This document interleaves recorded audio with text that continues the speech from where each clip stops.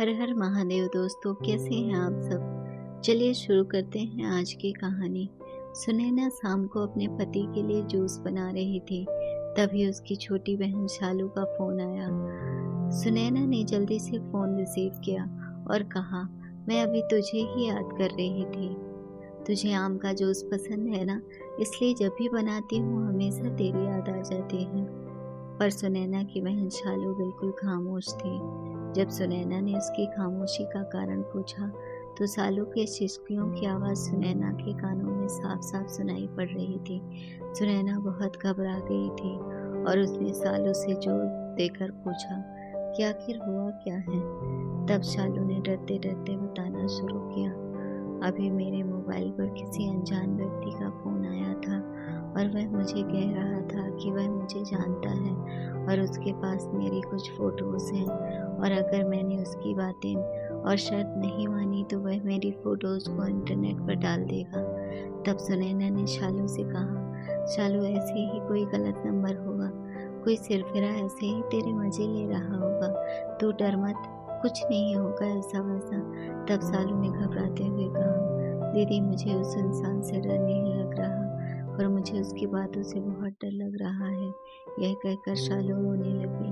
तभी सुनैना ने कहा, तो बताना उस इंसान ने क्या कहा है तुझे। तब शालू बोली, उसने मुझे कहा कि अगर वह मेरी फ़ोटो इंटरनेट पर नहीं डाले तो मुझे उसकी सारी मांगें पूरी करनी होगी। उसने कहा है कि आज रात वह मेरे घर पर आएगा। और इतना कहते ही शालू जोर जोर से रोने लगी और रोते रोते बोली, दीदी मुझे उसकी बातें सुनकर घिन आ रही है। ऐसा लग रहा है जैसे उसने मेरे साथ कुछ गलत कर दिया हो। अगर अभी वह मेरे सामने आ जाए तो मैं इसी वक्त उसे जान से मार दूंगी। इतना कहकर शालू चीखने लगी। तभी सुनैना ने शालू से कहा, अरे शालू तू संभाल अपने आप को और मुझे उस गिनाने इंसान का नंबर भेज, मैं उसे अभी मजा चखाती हूँ। यह कहकर सुनैना ने फ़ोन काट दिया। शालू ने उस बदमाश के नंबर और उनके बीच हुई बात की रिकॉर्डिंग सुनैना को भेजी। जब सुनैना ने वह रिकॉर्डिंग अपने पति को सुनाई तो दोनों के होश ही उड़ गए।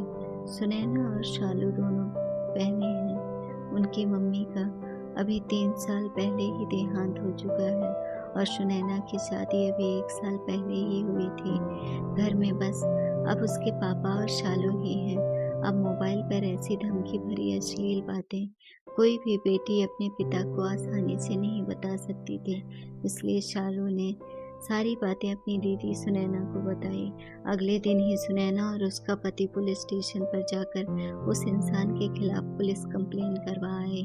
बाद में जब पुलिस ने छानबीन की, पता लगा वह लड़का शालू के मोहल्ले का ही निकला, जो मानसिक गंदगी से पीड़ित था। उसकी सोच और उसके विचार हर एक लड़की के प्रति घिनौनी नज़र रखते थे।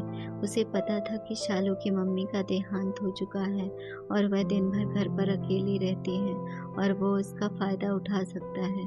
और वह लड़का अपनी बुरी नज़रों और घटिया बातों से शालू की आत्मा के साथ खिलवाड़ कर रहा था। पर बाद में जब उसे पुलिस ने पकड़ लिया तो उसे जेल की सलाखों के पीछे जाना पड़ा। आज भी हमारे समाज में उस जैसे मानसिक रोगी बैठे हैं जो हजारों लड़कियों की आत्माओं के साथ खिलवाड़ कर रहे हैं। इनमें से कुछ लड़कियां तो मजबूत होती हैं जो ऐसे रोगियों को अच्छा सबक सिखाती हैं और कुछ लड़कियां उनसे डर जाती हैं और उनकी मांगों को पूरा करते करते उनकी घिनौनी नज़रों का शिकार हो जाती हैं। पर आज समय आ गया है कि ऐसे मानसिक रोगियों को हम लड़कियां ही सबक सिखा सकती हैं। इसलिए लड़कियों को उनसे डरने की बजाय उनका डटकर सामना करना चाहिए।